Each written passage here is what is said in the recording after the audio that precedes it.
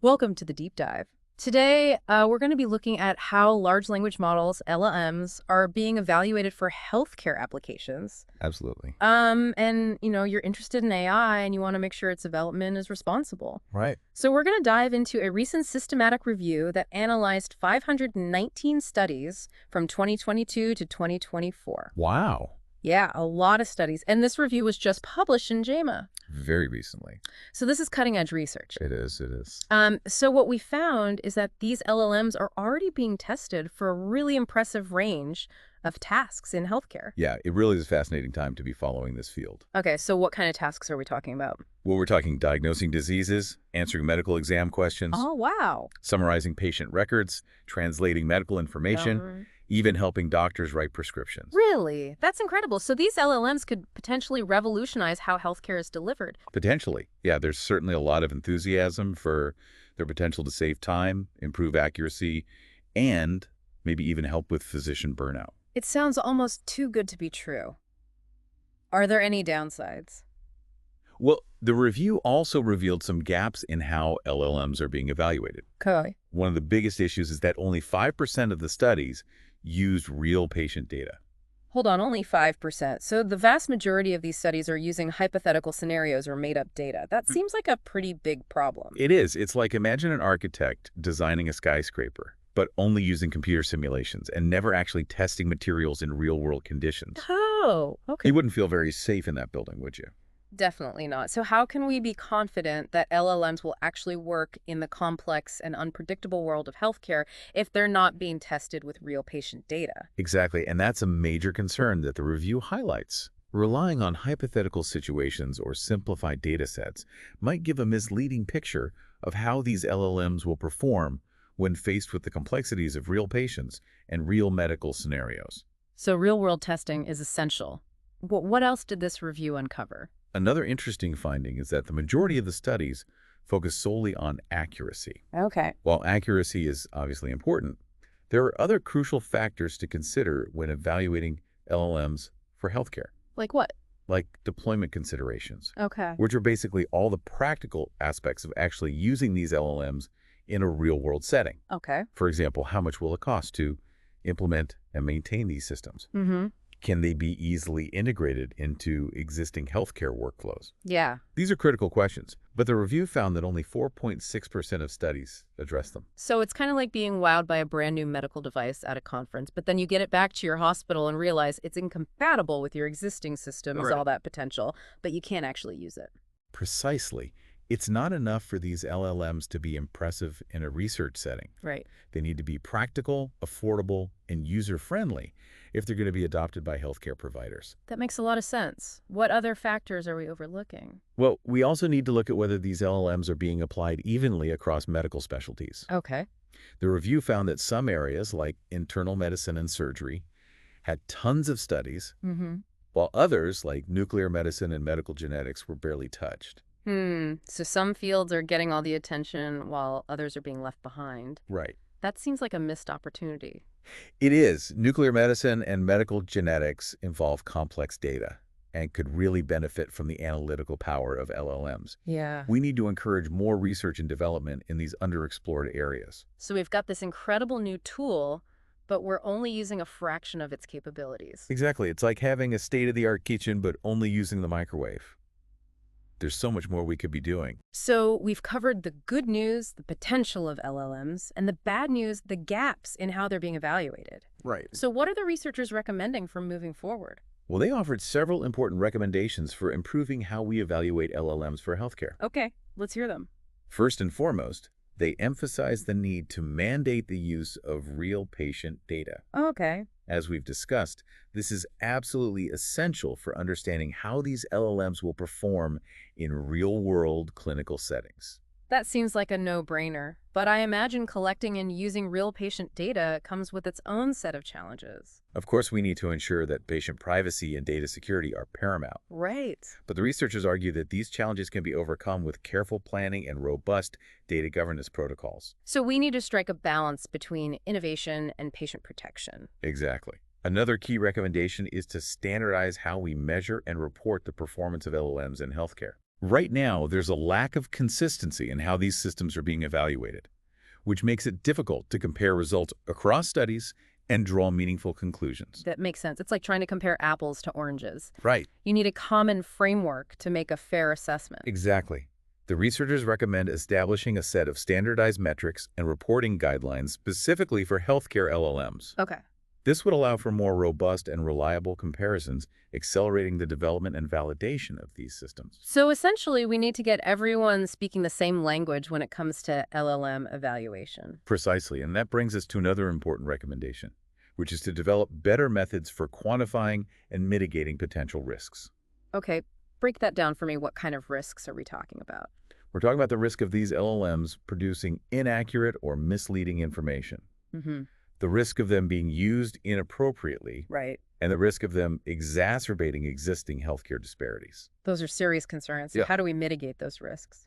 The researchers suggest developing rigorous testing protocols that go beyond simply measuring accuracy. Okay. We need to evaluate these LLMs for reliability, robustness, and fairness Yeah. across different patient populations. So we need to make sure these LLMs are not only accurate, but also ethical and equitable. Exactly. And finally, the researchers emphasize the need for transparency and accountability throughout the entire LLM development and deployment process. What does that look like in practice? It means being open about how these LLMs are being developed, what data they are being trained on, and how their performance is being evaluated. Okay. It means establishing clear guidelines for responsible use and having mechanisms in place to address any issues that arise. So essentially, it's about building trust by being open and honest about the limitations and potential pitfalls of this technology. Exactly. And it's about empowering patients and healthcare providers to make informed decisions about the use of LLMs in their care. That's a great point. Patients should have a say in how this technology is used in their own healthcare decisions. Absolutely. And that's a conversation we'll delve into deeper in part 2 of this deep dive. Okay, sounds good. Stay tuned. Welcome back to our deep dive into the world of LLMs in healthcare. It's really striking to see how much research is already happening in this field. It is. It feels like we're on the cusp of some major breakthroughs. Absolutely. But as with any powerful new technology, it's essential that we proceed thoughtfully and address potential challenges before they become major roadblocks. Right before the break, you mentioned that the researchers behind this review left us with some thought-provoking questions. Yes. I'm curious to hear more about what those are. Well, they essentially challenged us to think beyond the immediate metrics and guidelines they proposed for evaluating LLMs in healthcare. Okay. They acknowledged that these recommendations are just a starting point. So they're saying, here's what we've learned so far, but don't stop there. Keep asking questions. Keep pushing the boundaries. Exactly. They want us to grapple with the broader implications of integrating LLMs into healthcare. For example, they raise the question of how we measure the impact of LLMs on patient trust. That's such an important point. If I knew my doctor was using an AI tool to help make decisions about my health, Right. I definitely want to know how that tool works and whether I can trust it. Absolutely. Patients need to feel confident in the technology being used in their care, Right? and we need to consider how the use of LLMs might change the dynamics of the doctor-patient relationship. It makes you wonder if patients will feel like they're being treated by a machine rather than a human. Right. Or if doctors will feel pressured to rely on these AI systems even when their own intuition tells them something different. These are complex issues that we need to explore carefully. Yeah. And they highlight the fact that evaluating LLMs for healthcare goes far beyond simply looking at their accuracy or efficiency. Right. We have to consider the human factors, Hmm. the ethical dimensions, the impact on trust and relationships. It sounds like we're entering a whole new realm of medical ethics, where we have to figure out how to balance the incredible potential of AI with the core values and principles that guide healthcare. Precisely. And the researchers also urged us to think about the long-term consequences of using LLMs in healthcare. Yeah. We need to anticipate potential challenges and have safeguards in place. What kinds of challenges are we talking about here? Well, for one, how will these LLMs evolve over time? As they are exposed to more data and learn from more interactions, will they become more accurate and reliable? Right. Or will they develop unintended biases or limitations? That's a bit unsettling to think about. It's almost as if we're creating these powerful systems and then setting them loose in the world without knowing exactly how they'll behave in the long run. That's why ongoing monitoring and evaluation are so crucial. Yeah. We can't just assume that these LLMs will function perfectly once they're deployed in real-world settings. Right. We need to have systems in place to track their performance, identify potential issues, and make adjustments as needed. So it's like having a dashboard for AI in healthcare where we can monitor vital signs and make sure everything is running smoothly. Exactly, and that brings us back to the importance of transparency and accountability, which we discussed earlier. Mm-hmm. We need clear mechanisms for tracking the performance of LLMs over time, Right. identifying potential problems early on and intervening when necessary. It seems like the key is to create a system where we can learn from our mistakes and continuously improve these LLMs as we go. Precisely.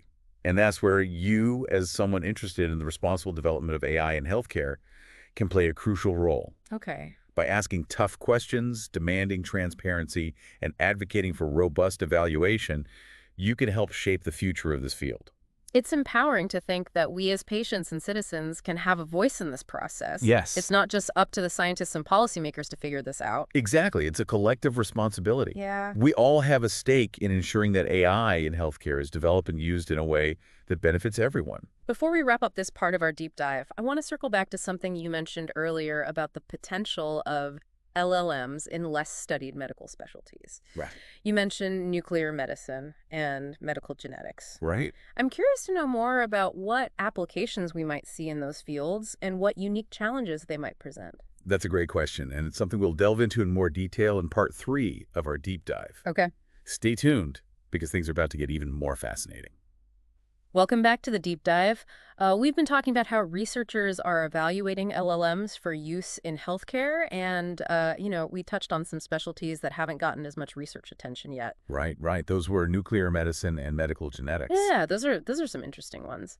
Can you break down what makes those areas so well suited for LLMs? Well, think about nuclear medicine for a second. Okay. It involves analyzing those really complex imaging scans to diagnose and monitor all sorts of conditions. Right. LLMs could actually be trained to assist with this analysis and maybe even detect those subtle abnormalities that a human eye might miss. So it's like having another set of eyes, an AI-powered assistant working alongside the radiologist. Exactly. That's fascinating. And what about medical genetics? How could LLMs be helpful there? Well, medical genetics, it involves analyzing huge amounts of genomic data Right. to identify genetic variations that could contribute to different diseases. Okay. LMs could be really good at sifting through all of that data, Yeah. identifying patterns, and even predicting a person's risk for developing certain conditions. Oh, wow. So it's like having a superpowered detective working to solve the mysteries hidden in our DNA. Exactly. That's incredible. But I mean, are there any challenges to using LLMs in these really specialized areas? One of the biggest challenges is the limited amount of data that's available. Oh, right, because these fields are so specialized. Exactly. They're pretty niche, so there aren't as many patient records and genetic data sets to train those LLMs. It's like trying to teach someone a new language, but only giving them a few words and phrases. They can't really get a good grasp of it. Right. So we're back to that data problem we talked about earlier. Yeah, You need a lot of good data to train an LLM. exactly. We need to invest in building those high-quality data sets that are representative of these specialized populations. Okay. And of course, we have to make sure we're doing that while protecting patient privacy and data security. So it's like trying to build a bridge, but not having enough strong materials to make it stable. Precisely. And are there other challenges?